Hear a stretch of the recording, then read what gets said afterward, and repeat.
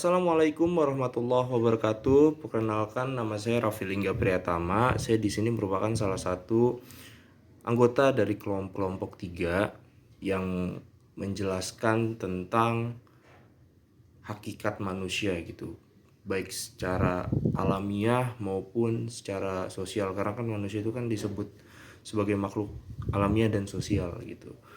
Dan di sini saya akan menjelaskan tentang pengertian hakikat manusia. Seperti yang kita ketahui, hakikat manusia itu merupakan Manusia itu merupakan salah satu makhluk yang selalu bertanya gitu. Apa eksistensi dia di dunia ini? Apa yang harus dia lakukan di dunia ini gitu.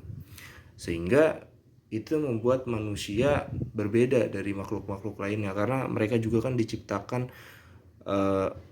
punya akal juga gitu kan. Dan jika ditarik pengertian hakikat manusia itu adalah merupakan salah satu hal yang ada atau melekat di dalam diri manusia gitu, seperti jiwa dan raga gitu. Namun para ahli menjelaskan lebih detail mengenai hakikat manusia. Salah satunya Aristoteles yang menjelaskan bahwa manusia merupakan makhluk yang diciptakan memiliki raga dan jiwa. Baik raga itu baik bentuk fisik, yaitu badan dari manusia, sedangkan jiwa adalah sesuatu yang disebutnya sebagai akal gitu. Jadi manusia itu diciptakan ada dua nih pasangannya nih, raga dan jiwa gitu. Namun Al-Ghazali, ahli yang lain juga menerangkan bahwa manusia itu merupakan ciptaan Allah yang terdiri dari dua unsur, yaitu jasmani dan rohani gitu. Jadi jika pengertian para ahli tadi disimpulkan itu, maka pengertiannya ini adalah suatu makhluk yang diciptakan memiliki jiwa dan raga, yang dimana jiwa itu memiliki fungsi sebagai akal pikiran manusia gitu, untuk berpikir, untuk melakukan segala hal yang mereka inginkan gitu. Dan untuk melakukan akal itu, untuk melakukan pemikiran itu, maka diperlukan raga yang mempraktekkan gitu, untuk mempresentasikan dari jiwa gitu loh.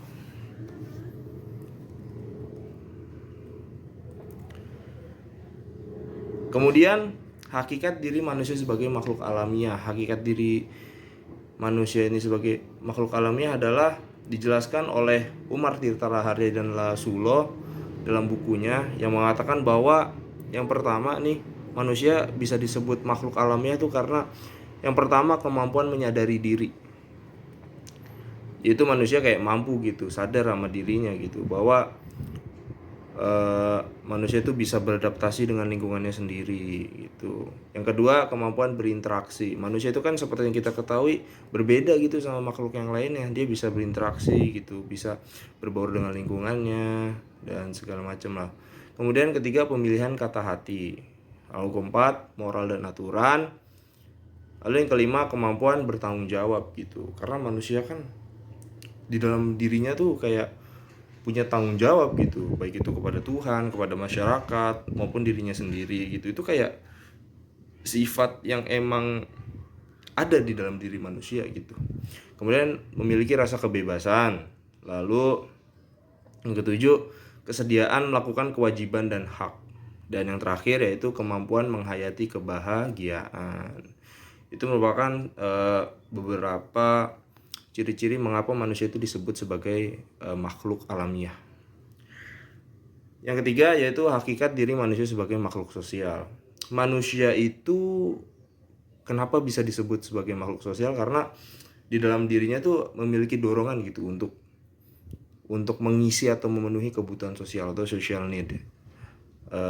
Dan dalam sosial itu tuh pasti ada salah satu syarat untuk berinteraksinya gitu. Yang pertama adalah adanya kontak sosial, yang dimana manusia ini melakukan kontak sosial dengan makhluk atau manusia yang lain gitu, agar kebutuhan sosial dia terpenuhi gitu. Dan di kontak sosial ini ada dua jenis tipe ya, yaitu baik itu yang berbentuk positif maupun negatif.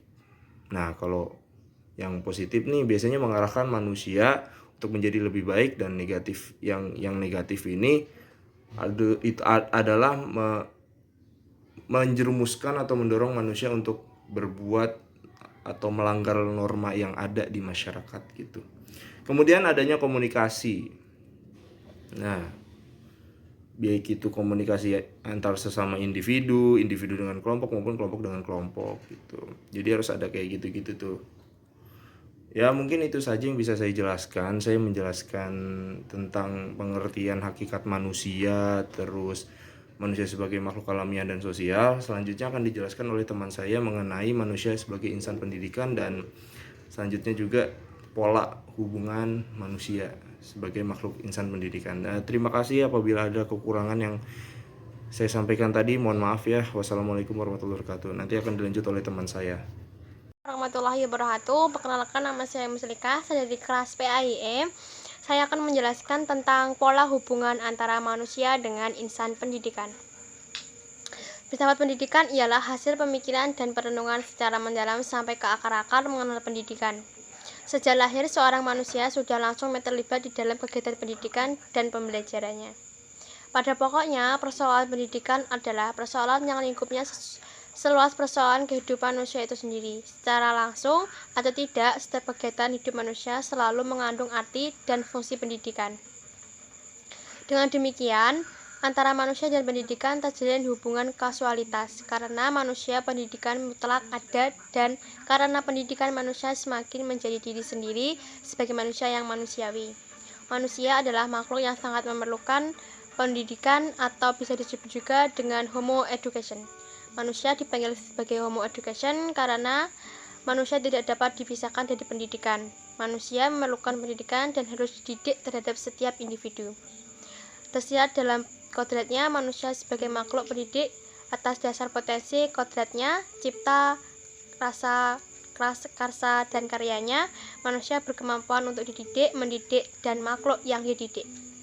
Sekian yang dapat saya sampaikan. Apabila ada salah kata, mohon maaf. Wabillahi taufiq wal hidayah. Wassalamualaikum warahmatullahi wabarakatuh. Bismillahirrahmanirrahim. Assalamualaikum warahmatullahi wabarakatuh. Perkenalkan, nama saya Muhammad Faisal Nur Arifki. Di sini saya akan melanjutkan tentang pola hubungan manusia sebagai insan pendidik.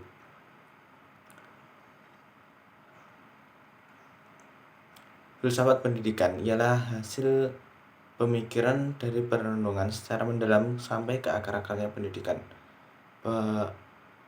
Dengan kemampuan pengetahuan yang benar, manusia berusaha menjaga mengembangkan kelangsungan hidupnya.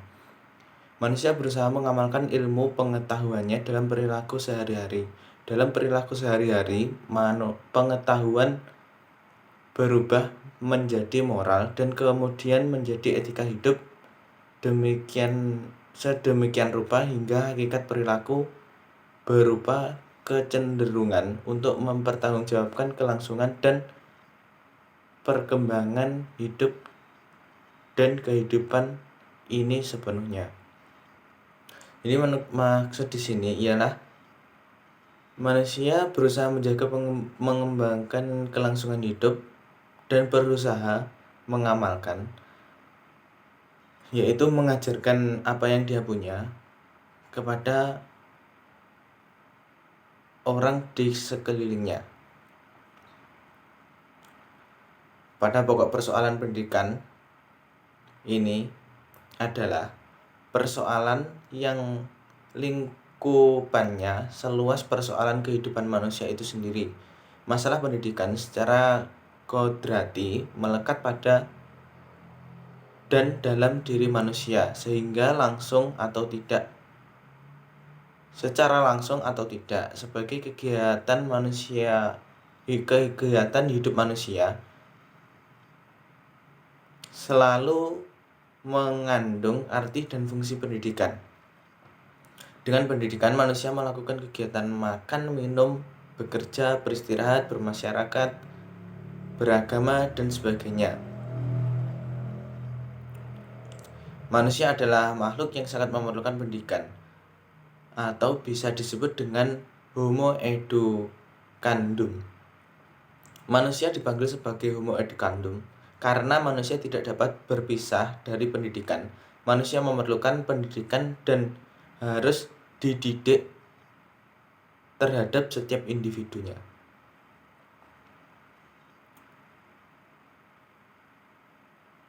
Langsung ke B. Manusia sebagai makhluk yang perlu dididik dan mendidik diri. Manusia adalah makhluk yang perlu dididik dan mendidik dirinya terhadap 3 prinsip antropologis, yaitu prinsip historitas, prinsip idealitas, dan prinsip posibilitas atau aktualitas.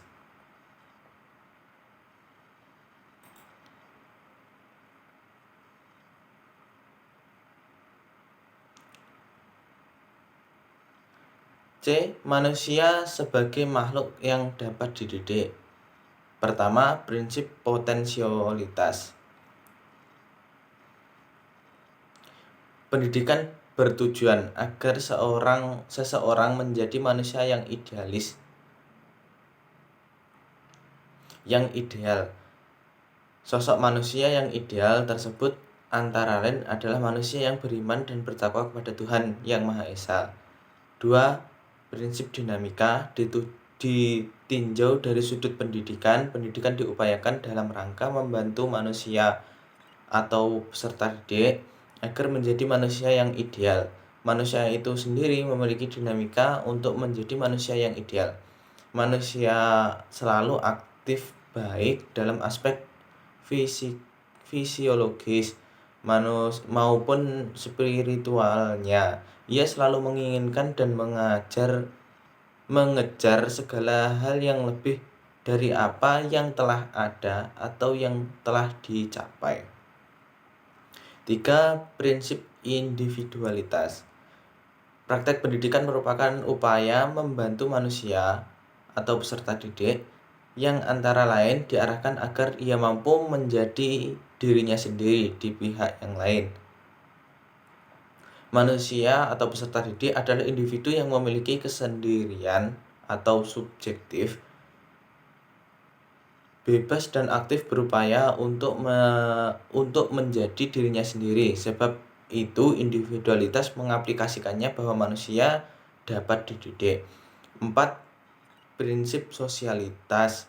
Pendidikan berlangsung dalam pergaulan interaksi, komunikasi antara sesama manusia melalui pergaulan. Setelah pergaulan tersebut mempengaruhi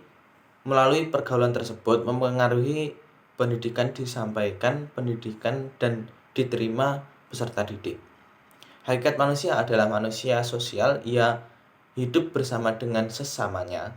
Dalam kehidupan bersama dengan sesamanya, ia akan menjadi hubungan pengaruh timbal balik di mana setiap individu akan menerima pengaruh individu yang lain. Sebab itu sosialitas mengaplikasikan bahwa manusia akan dapat dididik. 5. Prinsip moralitas. Pendidikan bersifat normatif, artinya dilaksanakan berdasarkan sistem nilai normal dan nilai tertentu.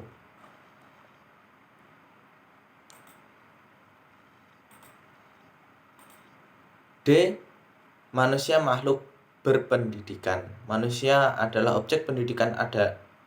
Manusia sebagai objek pendidikan adalah manusia dalam perwujudan sebagai individu yang menjadi bagian integral dari manusianya.